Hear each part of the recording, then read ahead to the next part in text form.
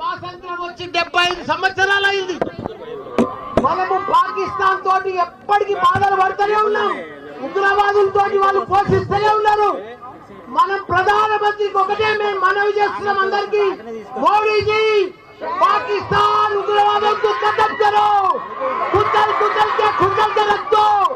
एक जिंदगी में फिर अपना भारत का तरफ नहीं देख रहा हो लोग। उग्रवादों को पूरा पाकिस्तान ప్రపంచంలో చిత్రపటంలోనే పాకిస్తాన్ కనిపిస్తుంది. మనం 75 సంవత్సరాల నుండి బాధ పెడుతున్నారు.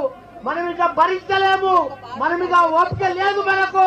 మన సైనికులు మన ఎంతో మంది ప్రాణాలు కోల్పోయారు. ఈ రోజు కూడా మన తెలుగు బిడ్డ మురళీ నాయక్ గారు చనిపోయారు. ఆయనకు కూడా పెద్ద ఎత్తున సంతానం. మనం ఎంత ఇచ్చినా ఆయన లోటు తీర్చలేము.